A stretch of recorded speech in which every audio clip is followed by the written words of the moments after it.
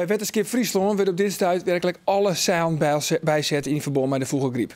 Het aantal deerde wettervogels is intussen oproemd naar over 100.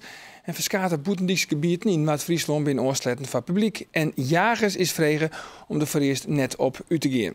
Verslagjouwster Wendy Kennedy die is nog heel tijd voor u in het actiecentrum van het Wetterskip. Dat ze dus drok dwanden binnen de vogelgriep in de macht te krijgen. Ja, Wendy, had ze het eigenlijk wat in de macht? Ja, dat is een goede vraag. Er wordt wel te waken op een dag budget vergaderen.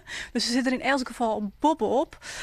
Directeur van het Wetterskip, Oets Bijlsma, is even uit de vergadering hier om eens even bij te praten. Ja, hebben je met wat in de macht? Ja, kijk, was het zo, we zitten de boppen op. Ik had er een heel goed gevoel hoor. En tegelijkertijd, maar ik eerlijk wezen, we had de vogels kondigen zich net om. Die vinden we, Friesland is een grote provincie. Dus we doen stonken erbij om er gewoon zo gauw als mogelijk naar dat te gaan. En we bezieken heel systematisch op te rommen eigenlijk. Maar dat betekent tussen een melding en oprommen zit nog wel wat hier. Dat blijft wel even het geval. Ja, en binnen direct naaie gebieden bijkomen.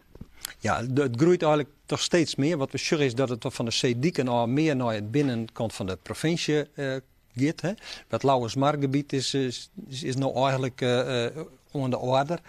Maar wat we echt zeggen is dat Joertien bijvoorbeeld de eerste melding in Akrum. Nou, dan is toch wel in het van Friesland eigenlijk. Hè, te pakken. In de Aardegeerste Brekken hebben we Joert een stuk of 34 voen. Nou, dat is ook midden in Zuidwest-Friesland. Dus we zijn nog volop dwaande. Eigenlijk maar ik zeggen dat wij de laatste 4 dagen elke dag wel rond 200 deren vogels hebben. Dus dat is best een soort. Ja, dus het wordt net minder? Nee, het is op dit stuit volgens net minder.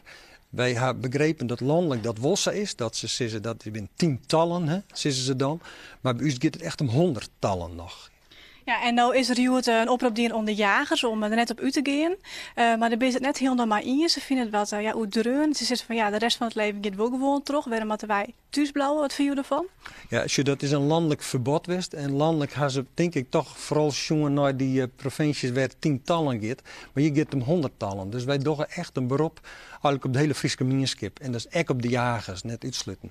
Om gewoon net boeten de paarden te gaan. Blauw uit het veld als je er niks te zieken hebt. En als je er wel met wijzen, blauw op de paarden.